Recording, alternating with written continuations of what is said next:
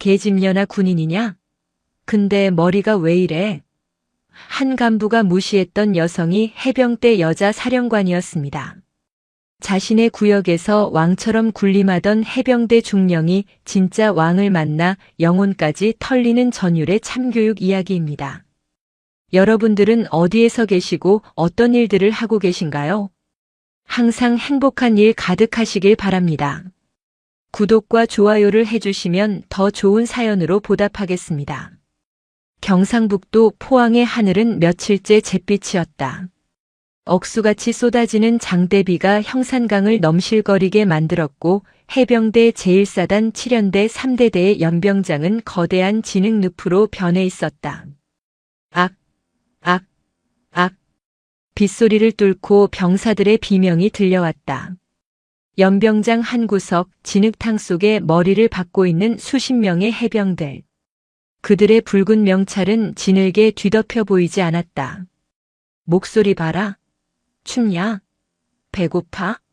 정신 상태가 썩어 빠졌으니까 비 좀 온다고 춥다는 소리가 나오지. 대대장 왕태산 중령이 군화발로 엎드려 있는 병사의 옆구리를 걷어찼다. 퍽 소리와 함께 병사가 진흙탕에 얼굴을 파묻었다. 왕태산은 한 손에는 양주병을, 한 손에는 골프채를 들고 있었다. 그 시각 위병소 앞에 낡은 국산 승용차 한 대가 멈춰섰다. 위병소 근무자가 창문을 두드렸다. 어떻게 오셨습니까? 운전석의 창문이 내려가고 검은색 우비를 입은 중년 여성이 얼굴을 내밀었다. 화장기 없는 얼굴, 비에 젖은 머리카락 하지만 눈빛만은 파도처럼 깊고 서늘했다. 대한민국 해병대 사령관 마영신 중장이었다. 면회 왔다. 대대장 왕태산에게 연락해. 그녀의 말투는 짧고 단호했다.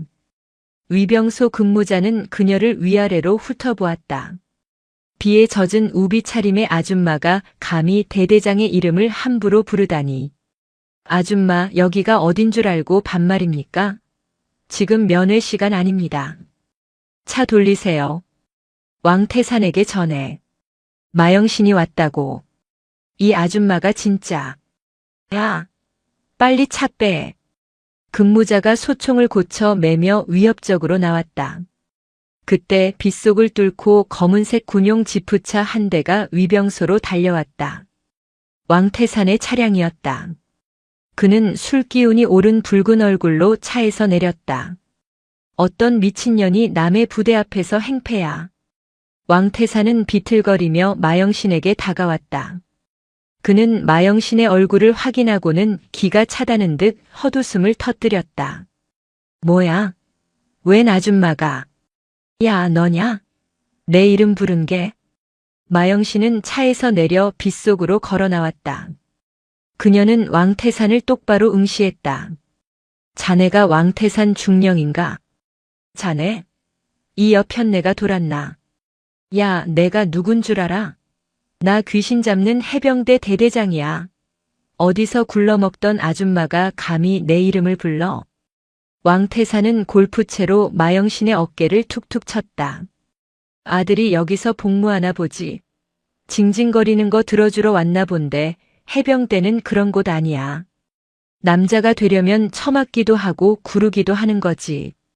썩 꺼져. 마영신은 골프채를 손으로 쳐냈다. 부대 운영 실태를 보러 왔다. 저 병사들 당장 일으켜 세워. 뭐? 이래라 저래라 명령질이야? 왕태산의 눈이 뒤집혔다. 감히 민간인 여자가 그것도 자신의 구역에서 명령을 하다니. 그의 알량한 자존심이 폭발했다. 이 여자가 진짜 죽고 싶어 환장했나? 왕태산이 마영신의 멱살을 잡았다. 그리고 그녀를 거칠게 밀어 넘어뜨렸다. 마영신은 진흙 바닥에 나뒹굴었다. 빗물이 그녀의 얼굴을 때렸다. 야, 인연 끌어내. 어디 재수없게 여자가 신성한 부대에 들어와. 부정타계. 소금을 뿌려도 모자랄 판에. 왕태산은 쓰러진 마영신의 머리채를 잡아 일으켰다. 잘 들어. 내 부대에서는 내가 법이고 내가 왕이야. 꼬우면 내 아들 데리고 꺼지던가. 아, 내 아들놈 이름이 뭐냐? 내가 오늘 아주 기수 열외시켜서 사람 취급도 못 받게 만들어줄 테니까. 마영씨는 진흙투성이가 된 얼굴로 고개를 들었다. 그녀의 눈에서 푸른 불꽃이 일었다. 그녀는 주머니에서 무언가를 꺼냈다. 왕태산. 뭐? 아직도 주둥이가 살아있네. 마영씨는 손에 쥔 것을 왕태산의 발밑 진흙탕에 던졌다. 찰박. 떨어진 것은 금색으로 번쩍이는 물건이었다. 별 3개. 해병대 사령관을 상징하는 계급장이 빗물에 씻겨 빛나고 있었다. 지금 자네가 머리채를 잡은 이 사람이 대한민국 해병대 사령관 마영신이다. 왕태산은 멈칫했다. 술이 확 깨는 듯했다. 바닥에 떨어진 별 3개. 그리고 눈앞의 여자가 뿜어내는 살기. 설마 전설의 마영신? 그 철의 여인? 마영신은 비틀거리며 일어섰다. 그녀는 진흙 묻은 손으로 머리카락을 쓸어 넘기며 나직하게 의조렸다. 내 아들 이름이 궁금하다고 했나? 내 아들은 지금 저 진흙탕 속에서 피를 흘리고 있는 마동우 해병이다. 그리고 나는 오늘 너를 죽이러 온 그 해병의 어미이자 내 놈의 목을 칠 상관이다. 그때였다. 굉음과 함께 해병대 상륙 기동 헬기 마리논 2대가 연병장 상공에 나타났다. 동시에 위병소 차단기가 박살나며 해병대 헌병 특경대 차량들이 사이렌을 울리며 들이닥쳤다. 전원 동작 그만. 무장 해제해. 왕태산의 다리가 사시나무 떨듯 떨리기 시작했다. 빗줄기는 더욱 거세져 폭포수처럼 쏟아졌지만 왕태산의 등줄기에 흐르는 것은 식은땀이었다. 그는 자신의 눈을 의심하며 바닥에 떨어진 별 3개를 바라보았다. 사령관님? 왕태산의 입술이 파르르 떨렸다. 무릎에 힘이 풀려 저절로 바닥에 주저앉았다. 진흙탕이 그의 바지를 적셨지만 차가움을 느낄 겨를조차 없었다. 마영씨는 대답하지 않았다. 그녀는 수행비서가 건네주는 수건도 마다하고 진흙투성이가 된 손으로 왕태산의 턱을 거칠게 움켜쥐어 들어 올렸다. 눈 깔지 마라. 내가 방금 재수 없는 년이라고 부른 사람이 누군지 똑똑히 봐둬라. 왕태산은 마영신의 눈을 마주할 수 없었다. 그것은 인간의 눈이 아니었다. 거친 파도 속에서 수십 년을 살아남은 늙은 상어의 눈빛이었다. 그때 상공을 선회하던 헬기가 연병장에 착륙했다. 거대한 바람이 일며 진흙물이 사방으로 튀었다. 머리를 박고 있던 병사들이 바람에 휘청거렸지만 감히 고개를 들지 못했다. 헬기에서 내린 것은 해병대 헌병단장 강철중 대령이었다. 그는 헬기 프로펠러 바람을 뚫고 달려와 마영신 앞에 멈춰 섰다. 흙탕물이 튀는 것도 아랑곳하지 않고 절도 있게 거수 경례를 올렸다. 필승. 해병대 헌병단장 대령 강철중. 사령관님 명령을 받고 도착했습니다. 현 시간부로 1사단 7연대 3대대의 지휘권을 헌병단이 접수하겠습니다. 마영신은 왕태산의 턱을 놓고 강철중에게 고개를 끄덕였다. 강 대령. 지금 내 발밑에 있는 이 작자가 본관에게 폭력을 행사하고 모욕을 주었다. 이는 상관 모욕죄이자 하극상이다. 또한 본관은 이 부대 내에서 심각한 인권 유린과 비리가 자행되고 있다는 첩보를 확인했다. 마영신의 시선이 다시 왕태산에게 꽂혔다. 현행범으로 체포해. 계급장 떼고. 필승. 알겠습니다. 강철중의 눈짓에 거구의 헌병 2명이 왕태산에게 달려들었다. 그들은 왕태산의 양팔을 뒤로 꺾어 제압했다. 아, 사령관님, 오해입니다. 제가 술을 한 잔해서 사람을 못 알아봤습니다. 한 번만 용서해 주십시오. 해병대 선후배 사이에 이럴 수 있습니까? 왕태산은 돼지멱다는 소리를 지르며 발버둥 쳤다. 선후배. 마영신이 헌병의 허리춤에서 권총을 뽑아들었다. 찰카닥. 장전 소리가 빗소리를 뚫고 울렸다. 왕태산은 숨을 멈췄다. 내 후배 중에는 병사들을 노예처럼 부리는 놈 없다. 내 후배 중에는 여자를 무시하는 찌질한 놈 없다. 마영씨는 총구를 왕태산의 이마에 겨눴다. 마음 같아서는 여기서 즉결 처형하고 싶지만 내 손을 더럽히기 싫어서 살려주는 거다. 끌고 가. 헌병들이 왕태산의 입에 재갈을 물리고 짐짝처럼 끌고 갔다. 그의 중령 계급장은 이미 뜯겨나가 진흙탕 속에 처박혀 있었다. 마영씨는 연병장으로 걸음을 옮겼다. 헌병들이 우산을 씌워주려 했지만 그녀는 손을 내저었다. 저 아이들이 비를 맞고 있는데 내가 우산을 쓸 수는 없다. 그녀는 진흙탕 속으로 뚜벅뚜벅 걸어 들어갔다. 병사들은 여전히 머리를 박은 채 벌벌 떨고 있었다. 전원 일어서. 마영신의 목소리는 낮지만 힘이 있었다. 하지만 병사들은 움직이지 않았다. 뼛속까지 박힌 공포가 그들을 짓누르고 있었다. 해병대 사령관 마영신 중장이다. 너희들의 지옥은 끝났다. 일어서라. 그녀가 소리치자 그제야 병사들이 하나둘씩 몸을 일으켰다. 그들의 얼굴은 진흙 범벅이었고 눈에는 초점이 없었다. 마영신은 병사들 사이를 헤치고 다녔다. 동우야. 마동우 해병 어디 있나? 그녀의 눈시울이 붉어졌다. 대열의 끝자락 가장 왜소한 체격의 병사가 비틀거리며 서 있었다. 얼굴은 퉁퉁 부어 있었고 입술은 터져 피가 흐르고 있었다. 아들 동우였다. 동우야. 마영신이 아들에게 다가가 덥석 껴안았다. 흙냄새와 피냄새가 진동했지만 그녀에게는 사무치게 그리운 아들의 냄새였다. 하지만 동우의 반응은 차가웠다. 그는 뻣뻣하게 굳은 채 마영신을 밀어냈다. 어머니? 여긴 왜? 가세요. 빨리 가세요. 동우는 공포에 질린 눈으로 주위를 두리번거렸다. 그 사람들이 알면 어머니도 위험해요. 여긴 밖이랑 달라요. 여기는 왕국이에요. 무슨 소리니? 왕태산은 잡혀갔어. 엄마가 다 해결했다. 아니에요. 대대장이 문제가 아니에요. 더 무서운 사람들이 있어요. 제발 가세요. 동우는 발작적으로 소리치며 뒷걸음질 쳤다. 마영신은 가슴이 무너져 내리는 것 같았다.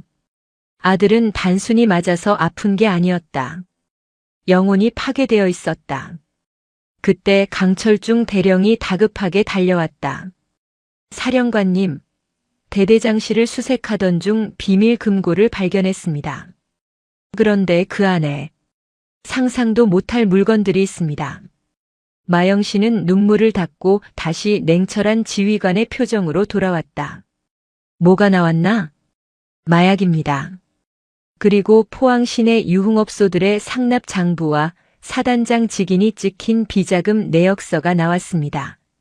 마영신의 눈썹이 꿈틀했다. 사단장, 그리고 마약. 이것은 단순한 가혹행위 사건이 아니었다. 해병대라는 이름 뒤에 숨어 거대한 범죄 조직이 기생하고 있었다. 동우야, 조금만 기다려. 엄마가 이 쓰레기장을 청소하고 다시 올게. 마영신은 아들을 의무대로 후송시키라고 지시한 뒤 대대장실로 향했다. 강대령, 1사단 전체 봉쇄해. 그리고 해병대 수사단, 군, 검찰 다 필요 없어. 내 직속 감찰팀만 데리고 와. 내가 직접 캔다. 번개가 치며 마영신의 얼굴을 비췄다. 붉은 명찰을 단 마귀, 아니 귀신 잡는 사령관의 사냥이 시작되었다. 대대장실은 난장판이었다. 헌병들이 압수수색을 하며 바닥을 뜯어내고 벽을 부수고 있었다. 마영신은 왕태산이 앉던 가죽 의자에 앉아 압수된 장부들을 넘겨보고 있었다. 4월 5일 죽도시장 수산물 유통업자 박 사장의 현금 5천만 원, 4월 15일 영건설 자재 반출 의철근 5톤 5월 1일 VIP 접대 7포 별장 의 양주 10박스 아가씨 5명. 해병대 긍지를 팔아먹은 대가는 처참했다. 병사들이 먹어야 할 부식비는 유흥비로 탕진되었고 부대 공사에 쓰여야 할 자재는 민간 업자에게 팔려나갔다. 하지만 마영신의 시선을 사로잡은 것은 장부 맨 뒷장에 적힌 메모였다. 작업구역 해안 3초소 지하. 물건 들어오는 날 매월 금은밤. 해안 3초소. 거긴 작년에 폐쇄된 곳 아닌가? 마영신이 물었다. 맞습니다. 안전 문제로 폐쇄되어 출입이 통제된 구역입니다. 강철중 대령이 대답했다. 당장 안내해. 비는 그쳤지만 해안가로 가는 길은 험난했다. 파도가 거세게 몰아치며 방파제를 때리고 있었다. 마영신과 헌병 특경대원들은 손전등 불빛에 의지해 절벽 아래로 내려갔다. 폐쇄된 3초소는 덩굴 식물로 뒤덮여 흉가처럼 보였다. 입구는 쇠사슬로 묶여 있었고 접근 금지 팻말이 붙어 있었다. 딱! 헌병이 절단기로 쇠사슬을 끊었다. 끼익 소리와 함께 녹슨 철문이 열렸다. 안에서 퀴퀴한 곰팡이 냄새와 함께 비릿한 바다 냄새가 났다. 하지만 더 깊이 들어가자 전혀 다른 냄새가 코를 찔렀다. 화약 냄새, 그리고 달콤하면서도 역겨운 약품 냄새. 지하 벙커로 내려가는 계단을 발견했다. 헌병들이 먼저 진입하여 내부를 확보했다. 안전 확보. 사령관님, 들어오셔도 됩니다. 마영신이 지하로 내려갔을 때 그녀는 자신의 눈을 의심했다. 그곳은 군 초소가 아니었다. 거대한 창고이자 공장이었다. 한쪽에는 밀수된 것으로 보이는 양주 박스와 명품 가방들이 산더미처럼 쌓여 있었고, 다른 한쪽에는 정체를 알 수 없는 하얀 가루를 소분하는 작업대가 놓여 있었다. 그리고 구석에는 쇠창살로 된 우리가 있었다. 저게 뭐지? 마영신이 가까이 다가갔다. 우리 안에는 짐승이 아닌 사람이 있었다. 겁에 질린 눈으로 웅크리고 있는 2명의 병사. 그들의 몰골은 처참했다.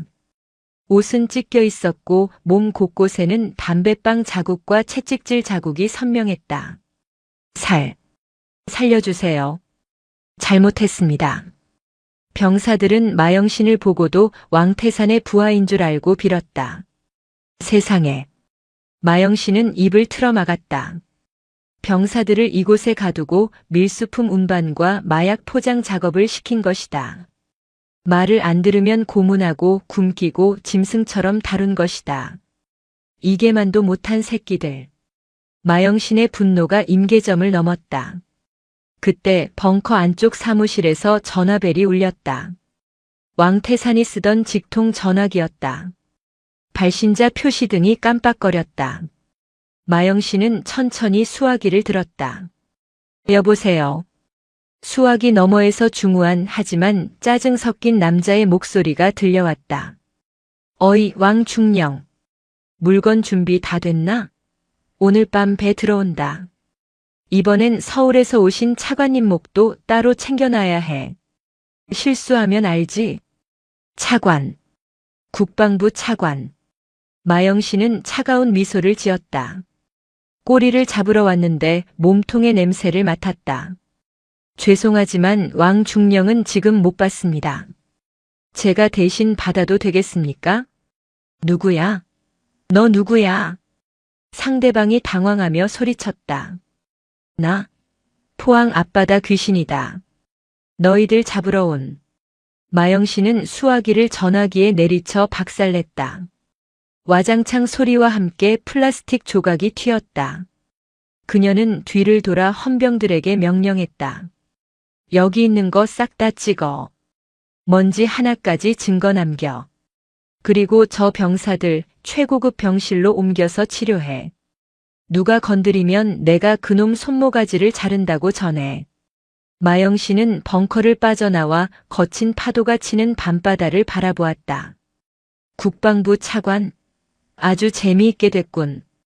그녀는 주머니에서 휴대폰을 꺼냈다. 비서실장.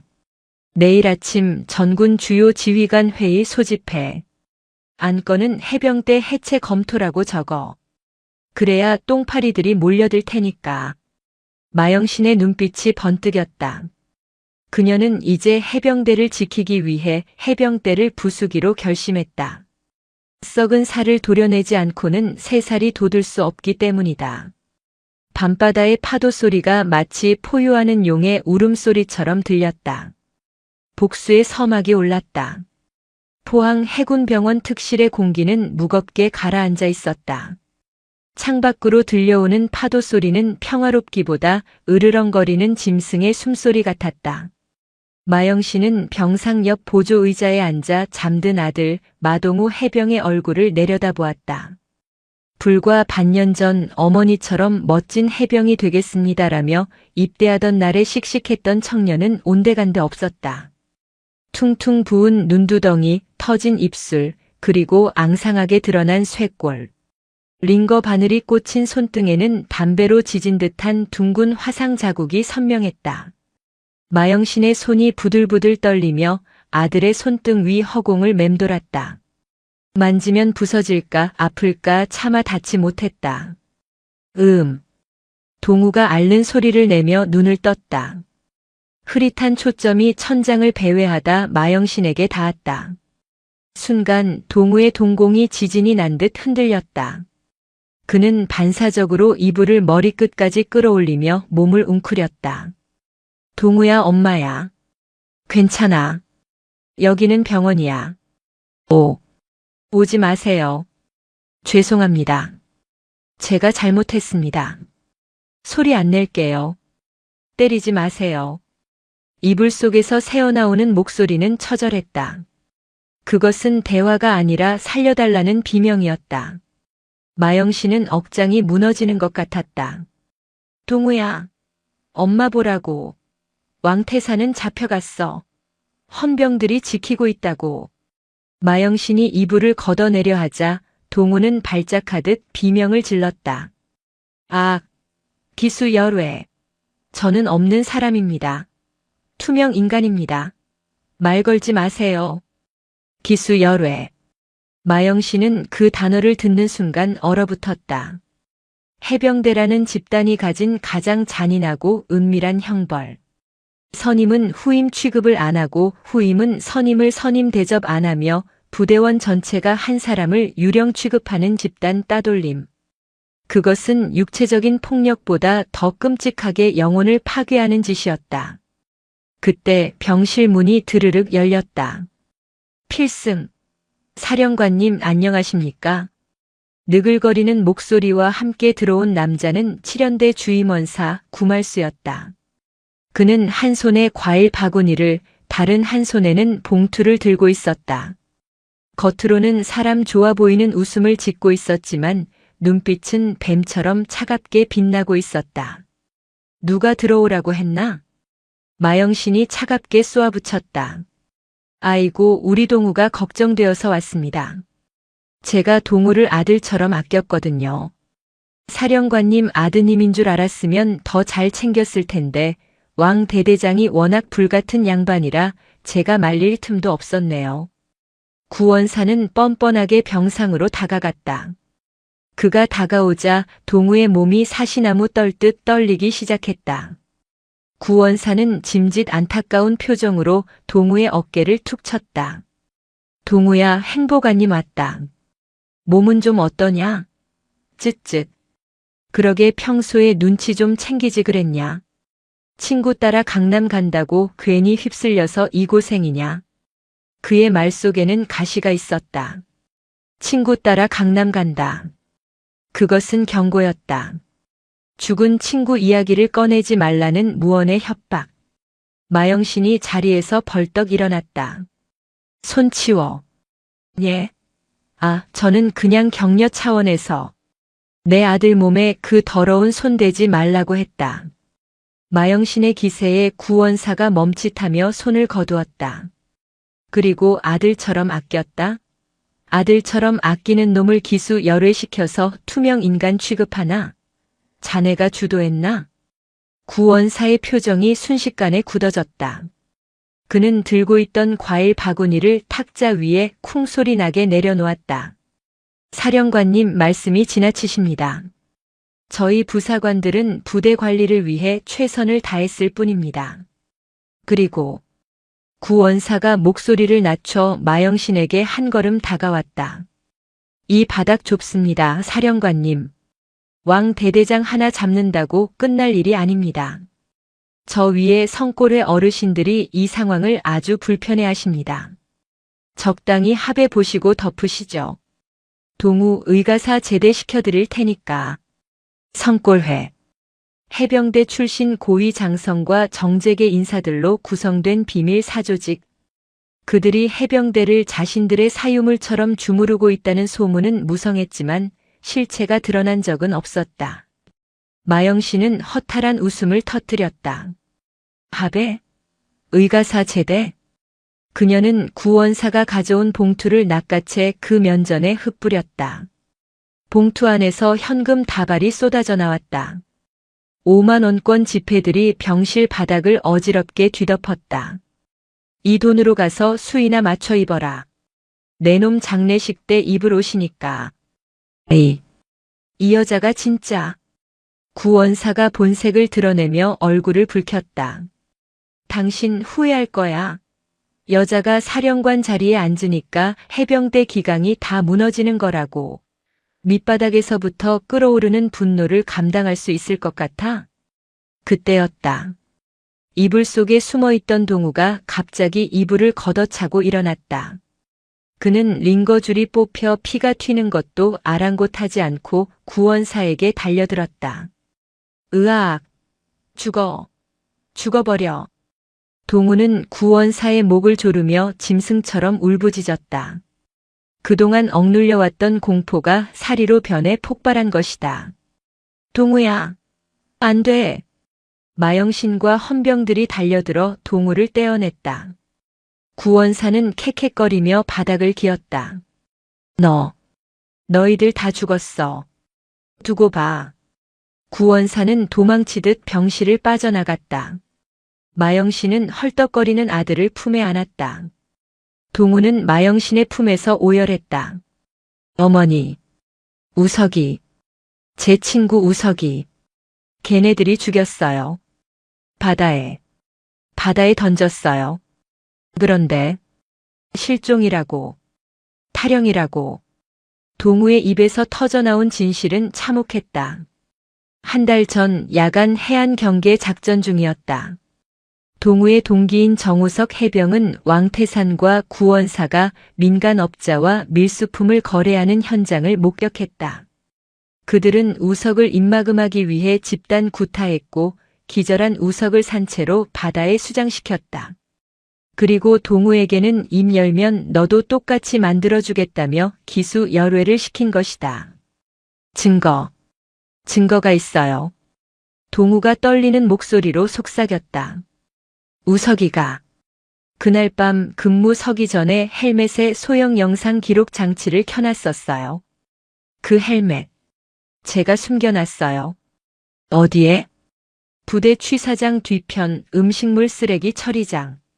바닥 타일 밑에요. 냄새 때문에 아무도 안 가는 곳이라. 마영신의 눈빛이 매섭게 빛났다. 결정적인 증거. 강 대령. 병실 밖을 지키던 강철중 대령이 들어왔다. 지금 당장 특수수색대 소집해. 칠연대로 간다. 목표는 취사장이다. 쥐새끼들이 냄새를 맡기 전에 먼저 찾아야 해.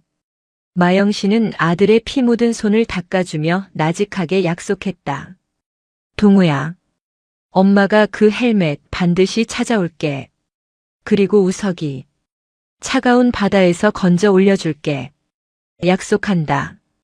같은 시각 포항 시내 외곽의 한 고급 요정 전통 술집.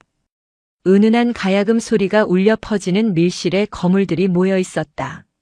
상석에는 국방부 차관 김기춘이 앉아 있었고 그 옆에는 일사단장 그리고 지역 국회의원이자 해병대 전후회장인 박 회장이 술잔을 기울이고 있었다. 성골회의 핵심 멤버들이었다. 거참 마영신 그 여자가 일을 시끄럽게 만드는구만. 김기춘 차관이 혀를 찼다. 여자를 사령관 시킬 때부터 알아봤어. 감성적이라서 큰일을 못해. 아들 문제라고 눈이 뒤집혀서 부대를 쑥대밭으로 만들다니. 박 회장이 껄껄 웃으며 맞장구 쳤다. 걱정 마십시오, 차관님. 여론은 우리가 쥐고 있습니다. 이미 언론사에 모성애를 앞세운 사령관의 월권행위, 해병대 전통을 무시한 감정적 수사라는 프레임으로 기사 소스를 뿌렸습니다. 일사단장이 불안한 표정으로 입을 열었다. 하지만 왕태산이가 잡혔습니다. 그놈이 입을 열면 우리까지. 김기춘 차관이 젓가락을 탁 내려놓았다. 왕중령, 꼬리는 자르면 그만이야. 중요한 건 그 여자가 더 이상 파고들지 못하게 만드는 거지. 증거가 없으면 왕중령 선에서 개인적 일탈로 마무리될 거야. 그때 밀실 문이 열리고 비서가 들어와 김기춘의 귀에 무언가를 속삭였다. 김기춘의 눈썹이 꿈틀했다. 뭐? 7연대 취 사장? 마영신이 거길 왜 가? 정보가 샜다. 마영신이 움직이고 있다는 첩보가 실시간으로 들어오고 있었다. 구말수 원사가 보고한 것이 분명했다. 박 회장, 자네가 키우는 청소부 애들 있지? 지금 당장 7연대 취사장으로 보내. 불을 지르든 폭발을 하든 마영신이 아무것도 못 찾게 만들어. 알겠습니다. 아주 화끈하게 처리하겠습니다. 박 회장이 전화를 걸어 지시를 내렸다. 한편 마영신이 이끄는 헌병대와 특수수색대 차량 행렬이 비젖은 도로를 질주하고 있었다. 7연대 영내로 진입하자 이상한 기운이 감지되었다. 부대가 너무 조용했다. 사령관님, 취사장 쪽에서 연기가 보입니다. 운전병의 외침에 마영신이 고개를 들었다. 취사장 건물 뒤편에서 검은 연기가 피어오르고 있었다. 늦었어. 놈들이 먼저 선수 쳤다. 밟아. 차량이 취사장 앞에 급정거했다.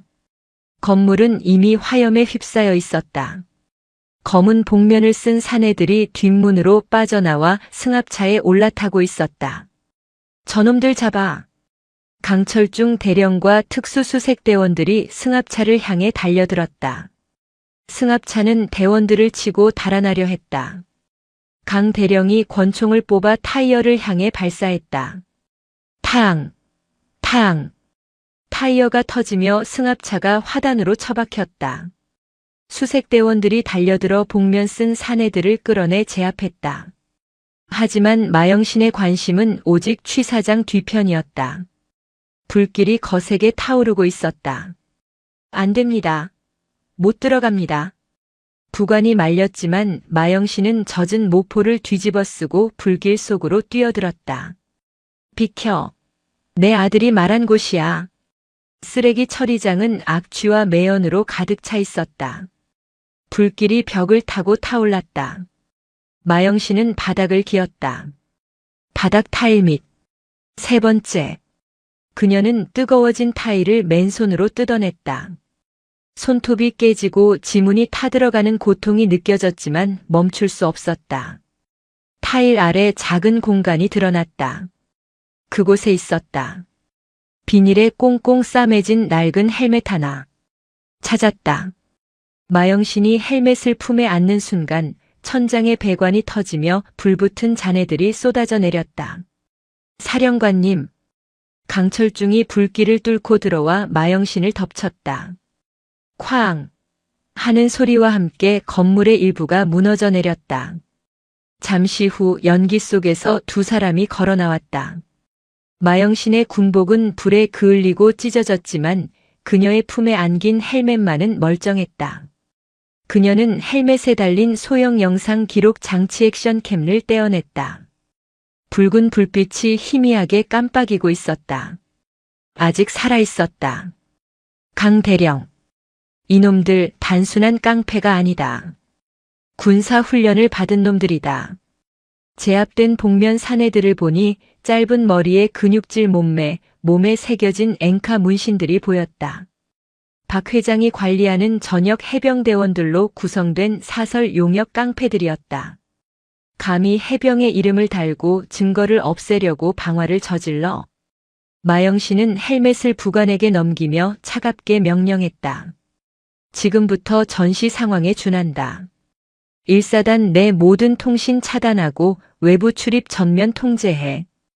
그리고 잡힌 놈들 헌병대 지하 조사실로 끌고 가서 족쳐. 배후가 누군지 누구 지시로 불을 질렀는지 뼈를 부러뜨려서라도 불게 만들어. 그때 마영신의 휴대폰이 울렸다. 발신자 표시 제한. 여보세요. 마 사령관님 운이 좋으시네. 불 속에서도 살아나오시고. 변조된 목소리였다. 근데 어쩌죠? 헬멧 하나 찾았다고 이길 수 있을 것 같습니까? 내일 아침 뉴스나 잘 챙겨보세요. 당신 아들 정신병자로 만들어서 전국에 방송해 드릴 테니까. 너 누구냐? 우리는 해병대의 주인입니다. 잠깐 스쳐 지나가는 객인 당신과는 다르죠. 좋은 말할 때 거기서 멈추세요. 안 그러면 다음번엔 아들이 있는 병원에 불이 날 겁니다. 전화가 끊어졌다. 마영신의 손이 휴대폰을 으스러뜨릴 듯 꽉 쥐어졌다. 병원. 아들을 인질로 삼겠다는 협박. 건드려봐. 내 새끼 털끝 하나라도 건드리면 포항 바닥 전체를 피로 물들여 줄 테니까.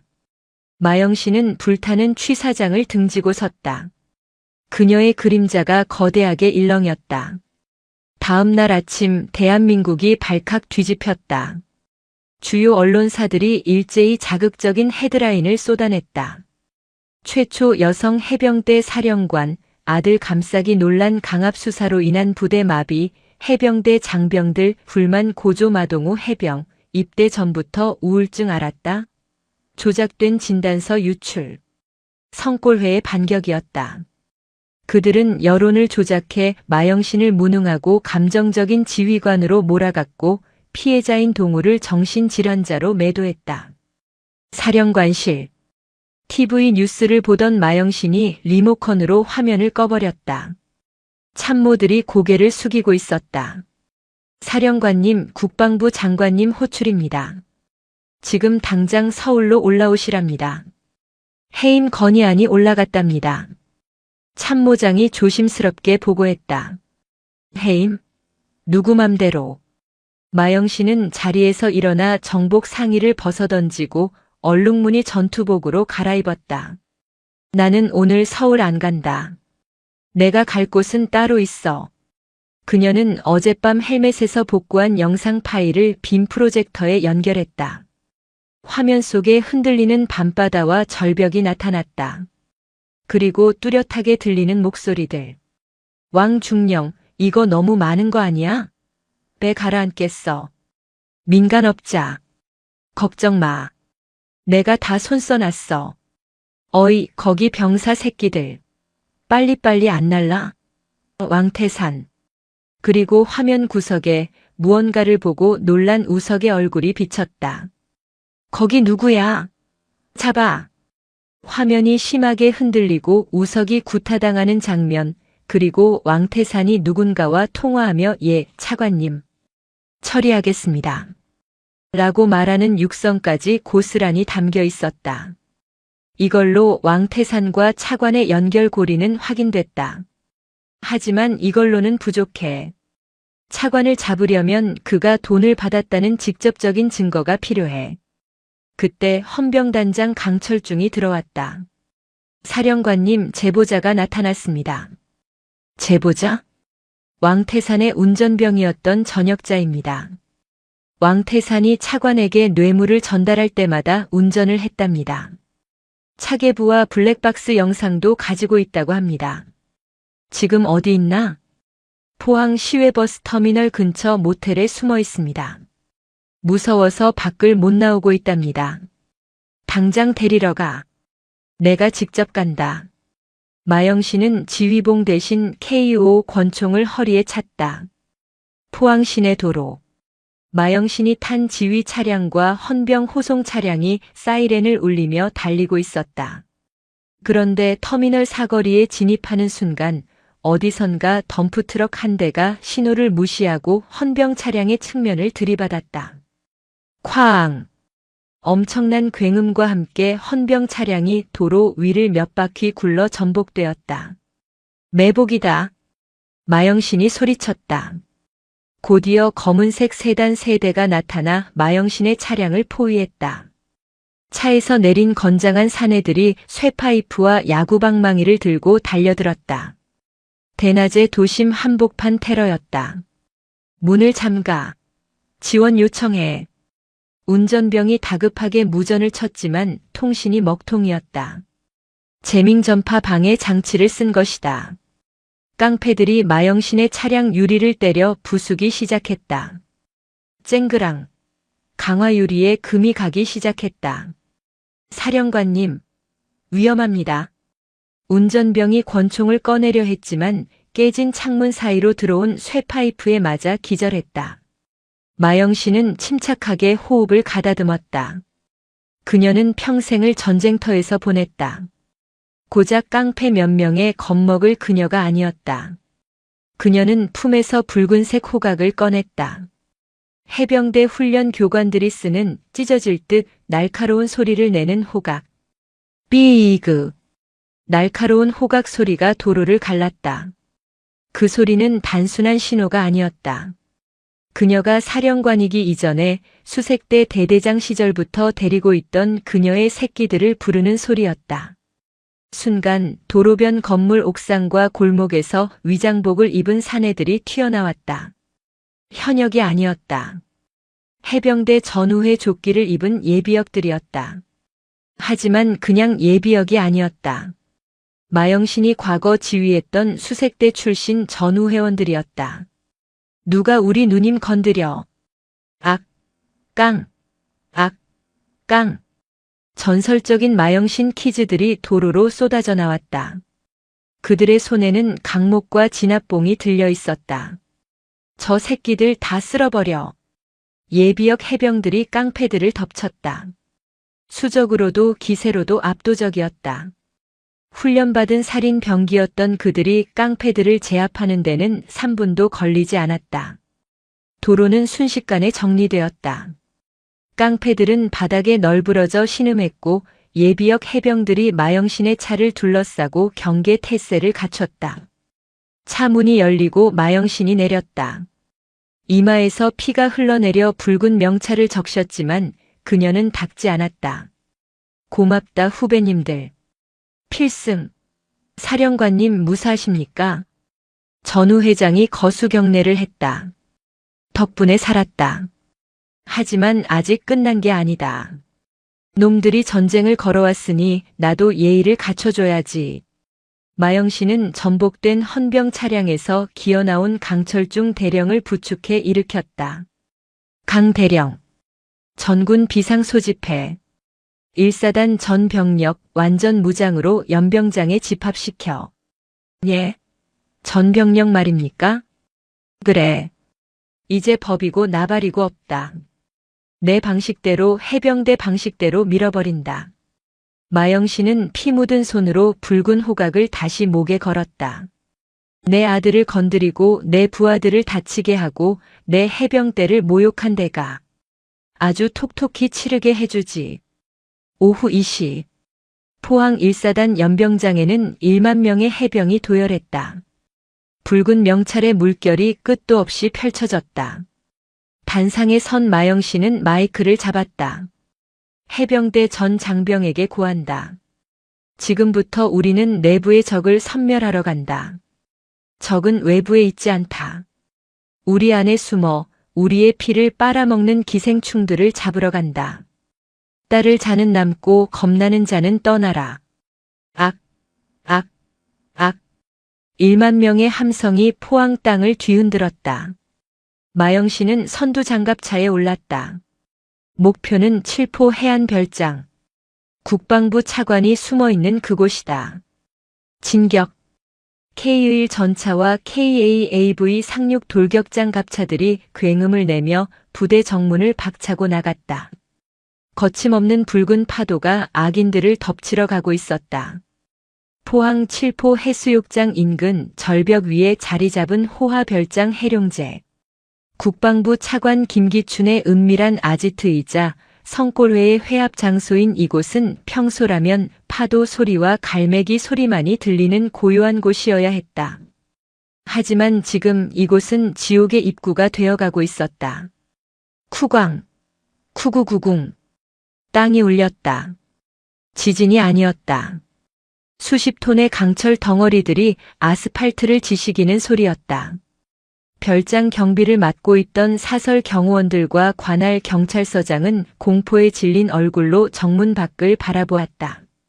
해안 도로의 코너를 돌아 나타난 것은 붉은 깃발을 펄럭이는 KAAV 상륙 돌격장갑차 대열이었다. 그 뒤로 K1 전차들이 포신을 곧게 뻗은 채 진격해오고 있었다.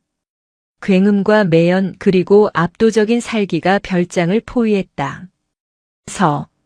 서장님, 저거 어떡합니까? 발포합니까? 경찰관이 사시나무 떨듯 떨며 물었다. 미쳤어? 전차한테 권총을 쏘라고. 다 죽고 싶어 환장했어? 길 비켜. 문 열어. 경찰서장은 모자를 집어 던지며 소리쳤다. 쾅! 별장의 거대한 철제 대문이 종이장처럼 구겨지며 날아갔다. 선두 장갑차가 문을 들이받고 정원으로 밀고 들어온 것이다. 잘 가꿔진 잔디밭이 무한 궤도에 처참하게 짓밟혔다. 장갑차의 해치가 열리고 마영신 사령관이 모습을 드러냈다. 그녀는 흙먼지가 날리는 가운데 천천히 내려와 별장 현관을 향해 걸어갔다. 그 뒤로 무장한 해병 수백 명이 대열을 갖추고 총구를 별장으로 겨눴다. 별장 현관문이 열리고 김기춘 차관이 와인잔을 든 채 걸어 나왔다. 그는 당황한 기색을 감추려 애쓰며 짐짓 여유로운 표정을 지었다. 허허 마 장군. 이게 무슨 행패인가? 전시 상황도 아니고 일개 사령관이 사적인 감정으로 병력을 동원해? 김기춘은 마영신에게 다가오며 혀를 찼다. 이거 내란죄에 해당하는 거 알지? 자네 옷 벗는 걸로 안 끝나. 자네 부하들까지 줄줄이 영창 갈 거야. 마영신은 대답 대신 김기춘의 코앞까지 다가가 멈춰섰다. 그녀에게서는 화약 냄새와 피 냄새가 났다. 왕태산에게 뇌물 받고 병사들을 노예처럼 부리고 그것도 모자라 내 아들을 죽이려 한 혐의. 긴급 체포하러 왔다. 증거 있나? 김기춘이 비웃었다. 왕태산 그 멍청이가 지저댄 말. 아니면 그 정신병자 아들놈의 헛소리. 법정 가면 다 기각될 쓰레기들이야. 마 장군, 자네가 아직 정치를 몰라서 그러는데. 김기춘은 뒤에 있던 비서에게 손짓했다. 비서가 고급스러운 가죽 케이스를 가져왔다. 김기춘이 케이스를 열자 그 안에는 화려한 보석이 박힌 지휘봉과 임명장 같은 서류가 들어있었다. 이게 뭔가? 합참의장 내정서야. 다음 정권에서 자네를 합참의장으로 밀어주겠다는 약속이지. 대한민국 최초의 여성 대장, 그리고 합참의장. 역사에 남을 영광 아니겠나? 김기춘은 와인잔을 흔들며 은밀하게 속삭였다. 이쯤에서 덮어. 왕태산은 내가 알아서 처리할게. 자네 아들도 최고급 병원에서 평생 치료받게 해주지. 자네는 그냥 눈 딱 한 번 감고 이 잔이나 받게. 그는 마시던 와인잔을 마영신에게 건넸다. 이른바 독이 든 성배였다. 권력과 명예를 줄 테니 영혼을 팔라는 제안.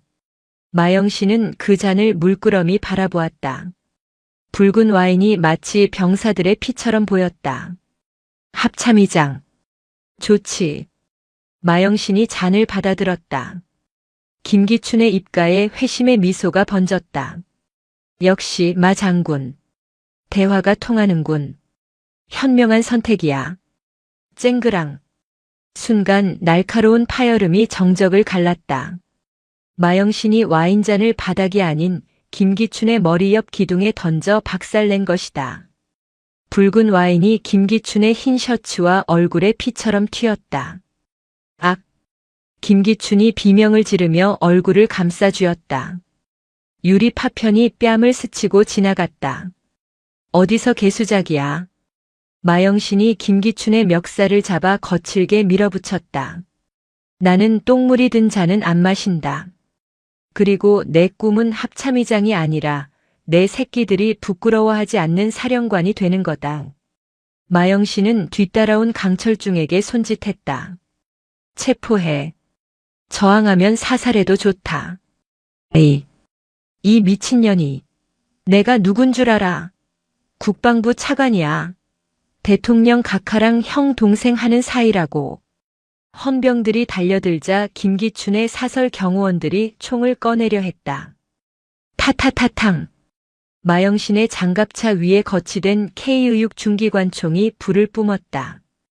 경호원들의 발밑 잔디밭이 벌집이 되었다. 총 버려. 다 죽고 싶나. 마영신의 호통에 경호원들은 무기를 버리고 바닥에 엎드렸다. 해병들이 그들을 제압하고 포승줄로 묶었다. 하지만 김기춘은 끌려가면서도 악을 썼다. 증거를 내놔. 물증도 없이 차관을 구속해? 내가 나가면 너희들 3대를 멸해버릴 거야. 마영신은 차갑게 웃었다. 증거? 내가 그토록 숨기고 싶어 했던 그곳. 내 놈의 돈줄이자 지옥. 지금 그리로 가는 길이다. 마영신은 무전기를 들었다. 전 병력 목표 변경. 7포 해안 절벽 및 제3초소 지하 벙커로 진입한다. 그곳에 놈들의 심장이 있다. 별장에서 차로 10분 거리. 7포 해안의 절벽 아래는 겉보기엔 평범한 폐쇄 구역이었지만 실상은 악마의 소굴이었다. 이미 선발대로 투입된 수색대대가 입구를 확보하고 있었다. 진입. 마영신의 명령과 함께 공병대가 설치한 폭약이 터졌다. 쾅! 하는 굉음과 함께 위장된 바위문이 무너져 내렸다. 어두운 통로가 입을 벌렸다. 마영신은 방탄 헬멧을 쓰고 소총을 든 채 앞장섰다. 사령관님 위험합니다.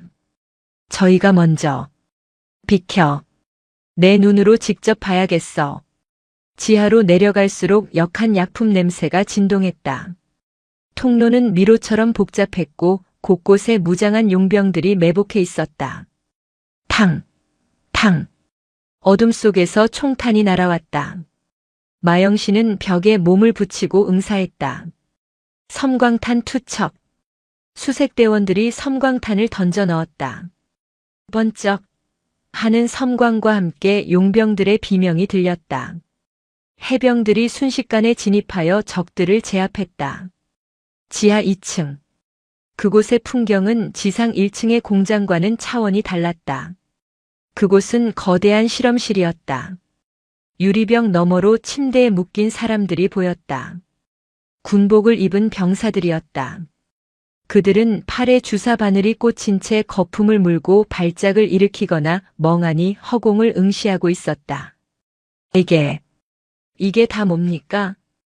강철중 대령이 경악했다. 마영신은 떨리는 손으로 유리벽을 짚었다. 마약.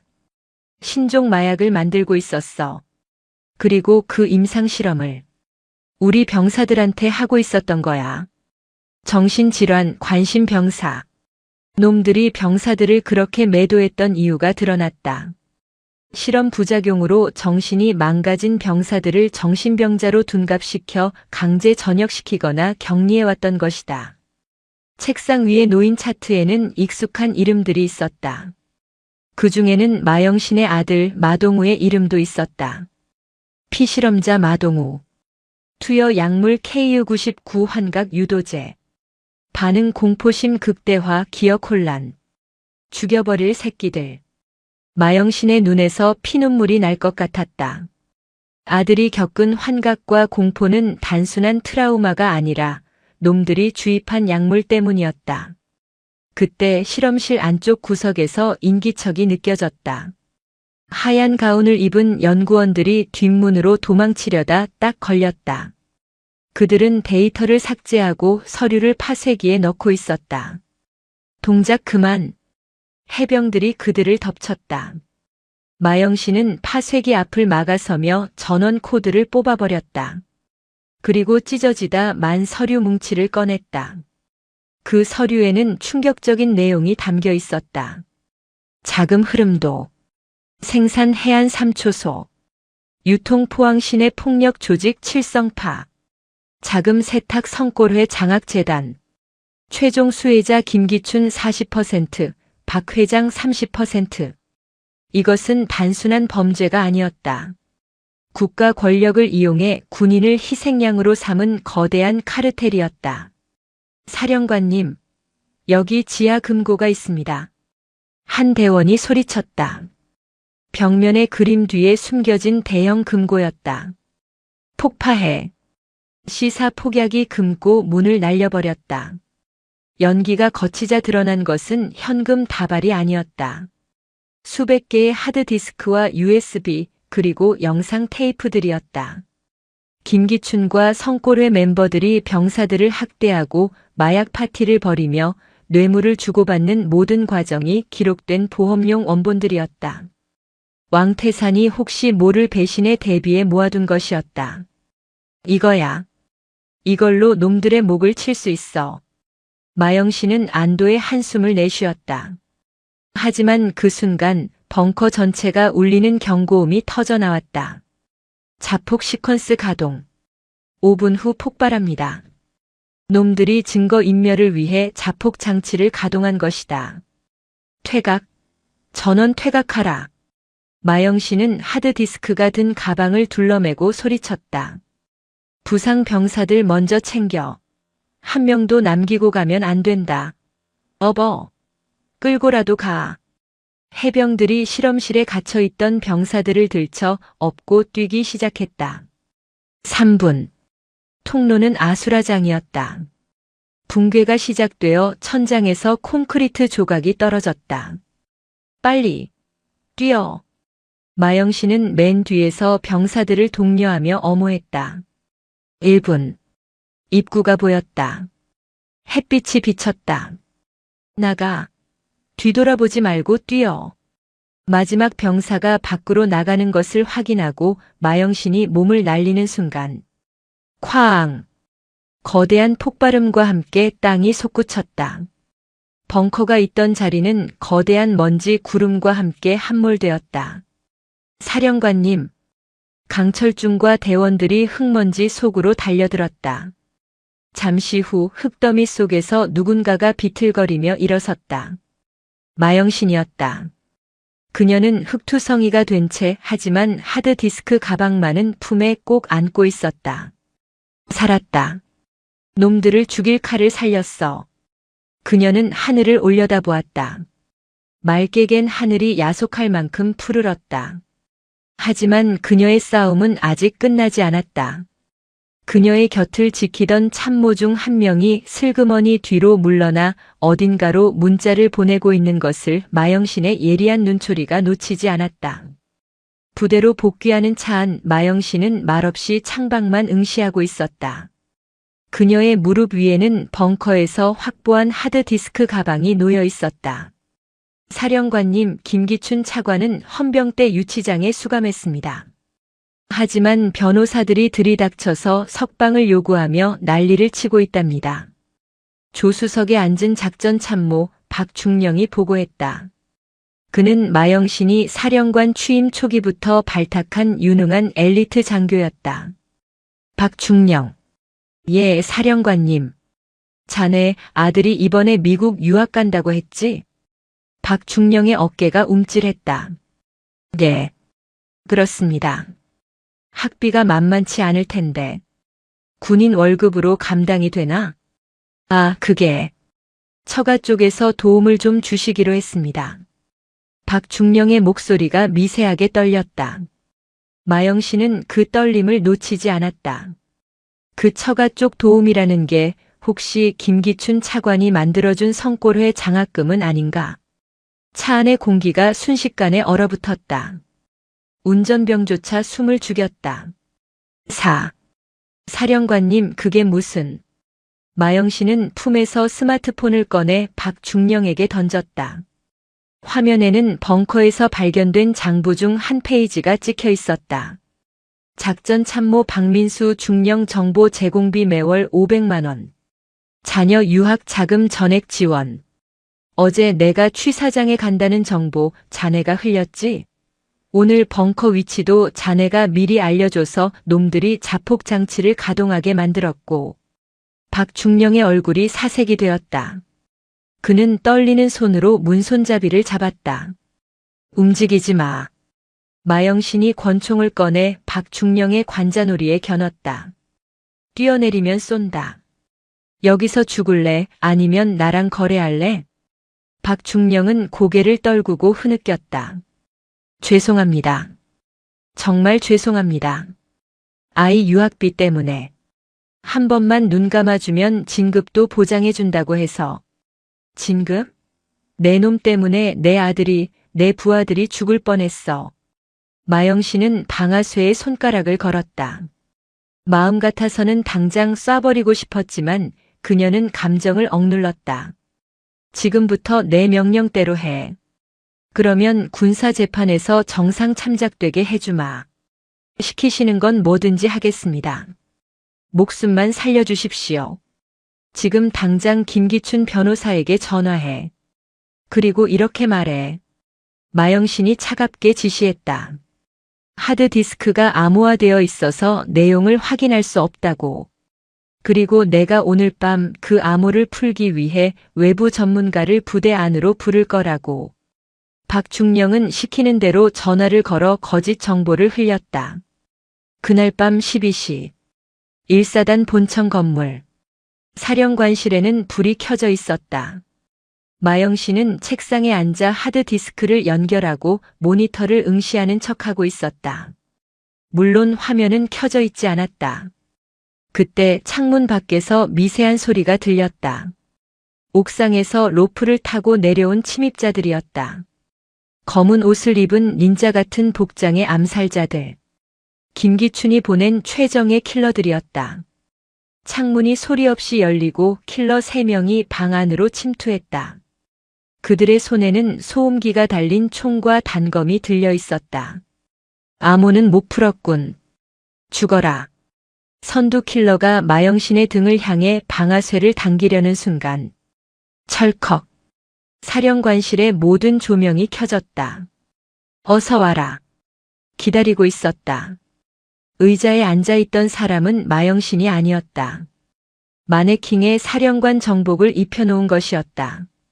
함정이다. 킬러들이 당황하며 뒤를 돌아보는 순간 사령관실 양쪽 문이 열리며 특수수색 대원들이 들이닥쳤다. 동작 그만. 무기를 버려라. 하지만 킬러들은 저항했다. 좁은 사령관실 안에서 격투가 벌어졌다. 킬러들은 훈련받은 살인 기계였지만 해병대 수색대의 야성을 당해낼 수는 없었다. 악! 이 새끼들이! 마영신이 책상 밑에서 튀어나왔다. 그녀는 숨어 있었다. 그녀의 손에는 몽둥이가 들려 있었다. 내 방에 신발 신고 들어오지 말라고 했지. 마영신은 킬러의 등짝을 몽둥이로 후려 갈겼다. 퍽! 소리와 함께 킬러가 고꾸라졌다. 너희 주인한테 전해. 이깟 장난감으로는 마영신 털끝 하나 못 건드린다고. 제압된 킬러들은 바닥에 무릎 꿇려졌다. 그들의 복면을 벗기자 익숙한 문신이 보였다. 성골회의 사병 조직원들이었다. 마영신은 킬러의 휴대폰을 집어들었다. 김기춘의 비서에게 영상통화를 걸었다. 화면 속에 당황한 비서와 그 뒤에서 초조하게 기다리던 김기춘의 얼굴이 보였다. 어이, 차관 양반. 마영신이 피 묻은 몽둥이를 어깨에 걸치고 웃었다. 선물은 잘 받았다. 근데 어쩌나? 하드디스크 암호는 이미 풀었는데. 김기춘의 얼굴이 흑빛으로 변했다. 거짓말. 암호화되어 있다고 했잖아. 박중령. 그 친구는 이미 내 편이야. 내가 심어놓은 스파이, 내가 역으로 이용했다. 마영 씨는 카메라의 하드디스크 속 영상 하나를 재생해 보여주었다. 김기춘이 마약 공장을 시찰하며 생산량 좀 늘려라고 지시하는 영상이었다. 끝났다, 김기춘. 이제 내 놈이 갈 곳은 감옥이 아니라 지옥이다. 마영 씨는 전화를 끊었다. 박중령. 구석에서 떨고 있던 박중령이 고개를 들었다. 자네의 배신은 용서받지 못한다. 하지만 오늘 작전에 협조했으니 약속대로 가족들은 건드리지 않겠다. 가서 죗값 치러라. 헌병들이 박중령을 끌고 갔다. 마영 씨는 창밖을 보았다. 먼동이 트고 있었다. 붉은 해가 포항 앞바다 위로 솟아오르고 있었다. 이제 마지막이다. 서울로 간다. 그녀는 참모들에게 명령했다. 헬기 띄워. 그리고 해병대 공보실에 연락해. 오늘 오전 9시 국방부 브리핑룸에서 긴급 기자회견 연다고. 내용은 뭐라고 할까요? 마영신이 전투복 상의 깃을 세우며 말했다. 대한민국 해병대의 이름으로 국가에 기생하는 반역자들을 고발한다. 이거 하나면 충분해. 마리논 헬기의 프로펠러가 돌기 시작했다. 마영신은 헬기에 올라 서울 쪽을 응시했다. 거대한 폭풍이 수도 서울을 향해 날아가고 있었다. 새벽 2시 서울로 향하는 마리논 헬기 안. 엔진 소음이 고막을 때렸지만 마영신은 미동도 하지 않고 창밖의 어둠을 응시하고 있었다. 그녀의 옆에는 아들 마동우가 앉아 있었다. 며칠 전까지만 해도 환자복을 입고 떨던 동우는 지금 각 잡힌 해병대 전투복을 입고 있었다. 비록 몸은 야위었지만 눈빛만은 형형하게 살아있었다. 동우야, 괜찮겠나? 내가 직접 나서지 않아도 엄마가 다 할 수 있다. 마영신이 헤드셋 마이크를 통해 물었다. 동우는 고개를 저었다. 아니요. 제가 해야 합니다. 우석이가 보고 있잖아요. 그리고 동우는 자신의 발을 내려다보았다. 반짝이는 전투화. 그날 밤 놈들이 우석이를 짓밟을 때 신었던 신발. 제가 기억해냈습니다. 마동우의 기억은 벙커 폭발과 함께 돌아왔다. 마약 성분으로 인해 혼미했던 기억의 파편들이 제자리를 찾으면서 그날 밤의 참혹한 진실이 완성된 것이다. 사건 당일 밤 칠포 해안 절벽. 왕태산과 김기춘 차관 그리고 성골의 멤버들은 사냥 놀이를 즐기고 있었다. 그들은 병사들에게 마약을 강제로 주사한 뒤 환각 상태에서 서로 싸우게 만들었다. 이겨야 산다. 지는 놈은 바다로 던져버려. 왕태산이 낄낄거리며 소리쳤다. 하지만 우석과 동우는 서로를 때리지 않고 버텼다. 우리는 해병이다.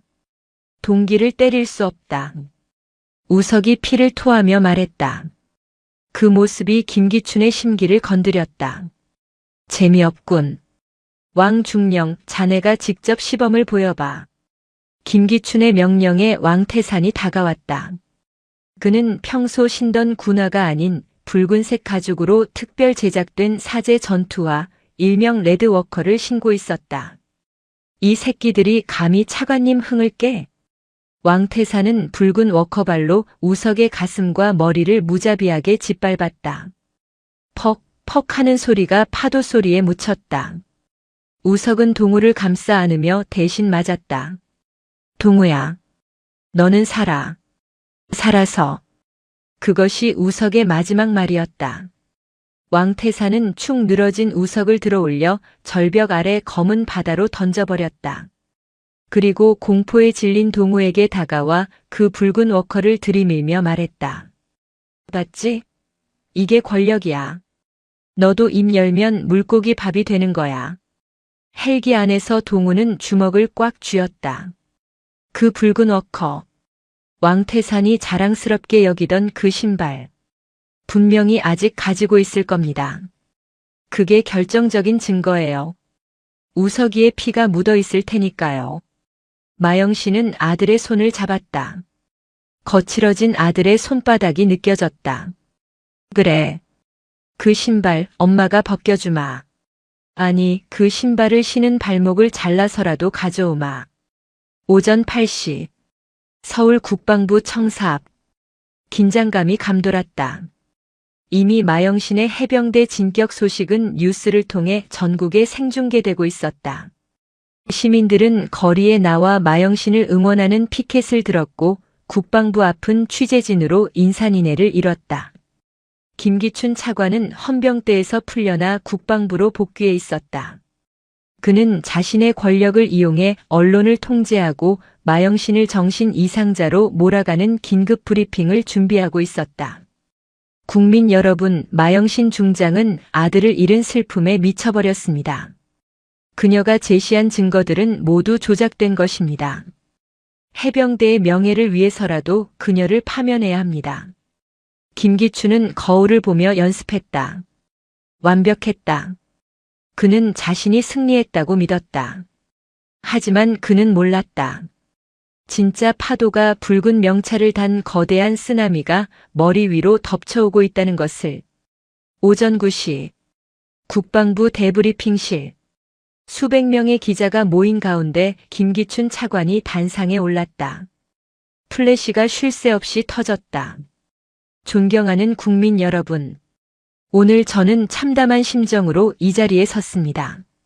국가 안보의 핵심인 해병대 사령관이. 그때였다. 두두두두두.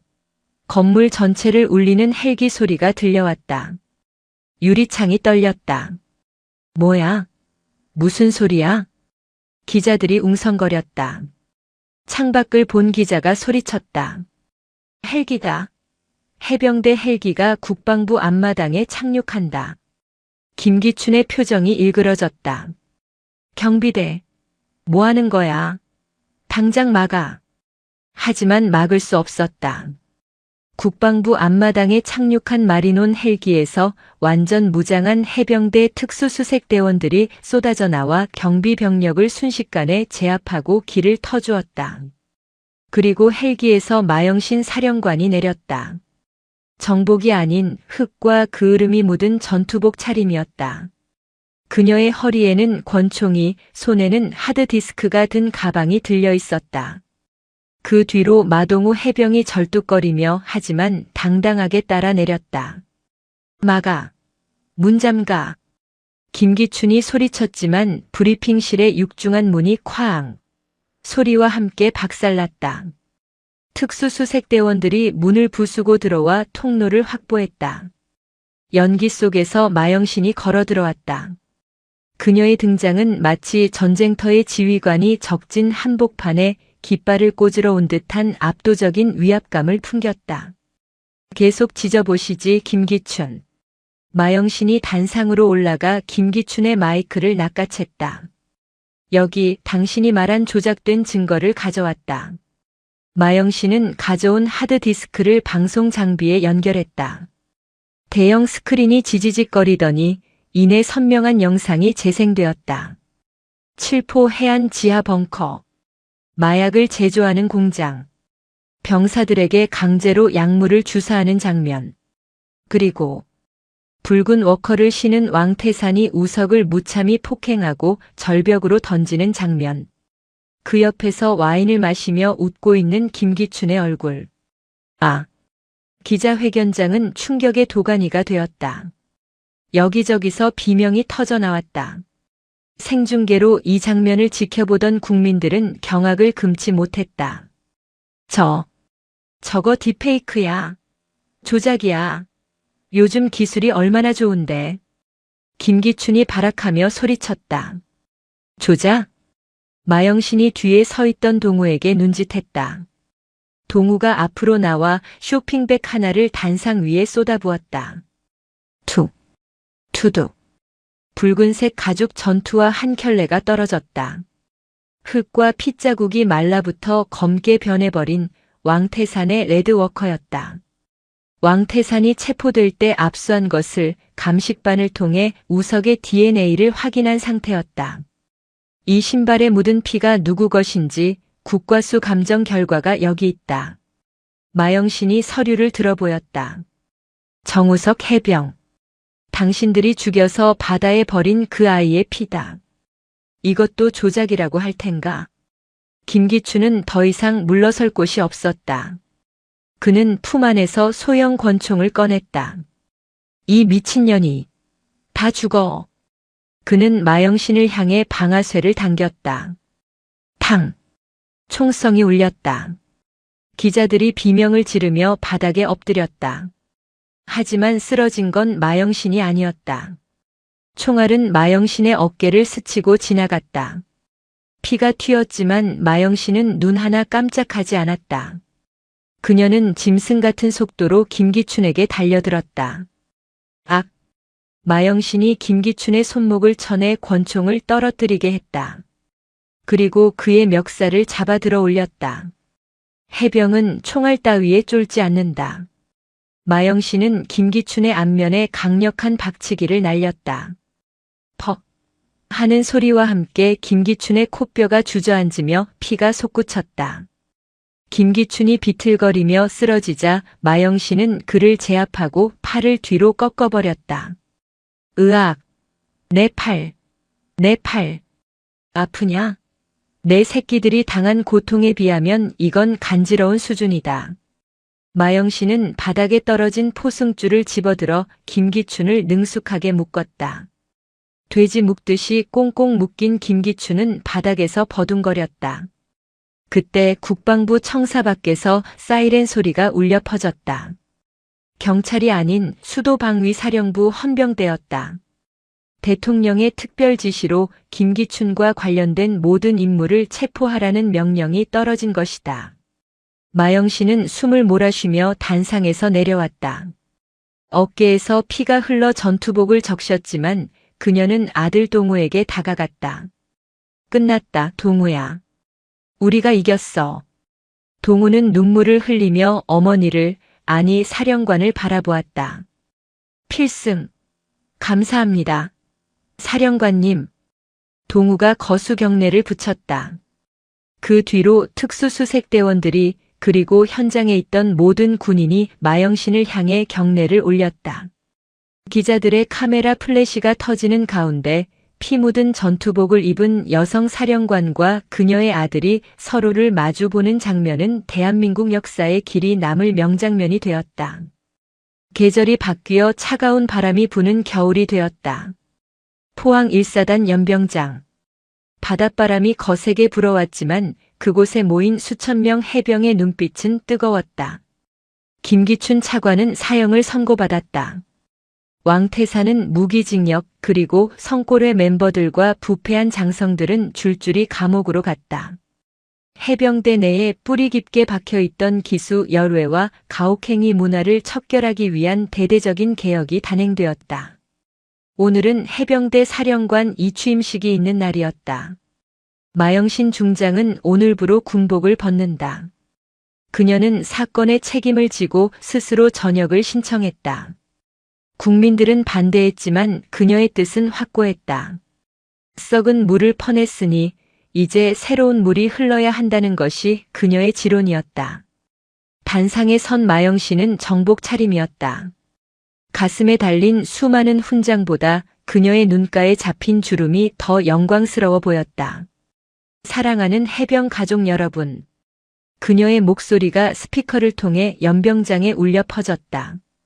나는 오늘부로 정든 군복을 벗고 평범한 시민으로 돌아간다. 하지만 기억해라. 해병은 태어나는 것이 아니라 만들어지는 것이다. 강함은 남을 짓밟는 것에서 오는 것이 아니라 전우를 지키는 것에서 온다.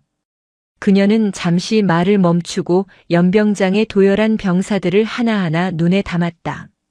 누군가 너희를 부당하게 대하면 참지 마라. 누군가 너희의 전우를 괴롭히면 싸워라. 정의롭지 못한 힘에 굴복하는 것은 해병이 아니다. 알겠나? 악, 악, 악. 함성이 하늘을 찔렀다. 병사들의 눈에서 눈물이 흘렀다. 그들은 진정한 지휘관을 떠나보내는 아쉬움에 울고 있었다. 이 취임식이 끝나고 마영신은 차에 오르기 전 마지막으로 누군가를 찾았다. 마동우 병장. 동우가 달려와 섰다. 그는 사건 이후 복직하여 병장으로 진급했다. 가슴에는 붉은 명찰이 선명하게 빛나고 있었다. 전역까지 얼마나 남았지? 3개월 남았습니다. 그래. 남은 기간 우석이 목까지 열심히 해라. 그리고 마영 씨는 아들의 옷매무새를 다듬어 주었다. 엄마가 아니라 선배 해병으로서 명령한다. 다치지 말고 건강하게 전역해라. 필승. 명심하겠습니다. 동우가 힘차게 격려했다. 마영신도 답례했다. 모자지간이자 전우인 2사람의 격려는 그 어느 때보다 절도 있고 아름다웠다. 마영신이 차에 오르자 연병장에 있던 모든 해병이 일제히 군가를 부르기 시작했다. 동해의 푸른 바다 저 멀리서 우리는 해병대 귀신 잡는 해병대. 나가자 해병대 가사가 웅장하게 울려 퍼지는 가운데 마영신의 차가 부대를 빠져나갔다. 그녀는 백미러로 멀어지는 부대를 보며 조용히 눈물을 훔쳤다. 며칠 후 국립대전현충원. 마영신과 동우는 정우석 해병의 묘소를 찾았다. 묘비 앞에는 우석이 좋아하던 초코파이와 소주 한 잔이 놓여 있었다. 우석아, 아줌마 왔다. 마영신은 비석을 어루만졌다. 내 억울함은 풀었다. 이제 그만 차가운 바다에서 나와 따뜻한 곳에서 쉬거라. 동우는 말없이 친구의 비석 앞에 자신의 붉은 명찰을 잠시 올려두었다. 우석아, 나 전역하면 내가 꿈꾸던 그 바다 실컷 보러 가자.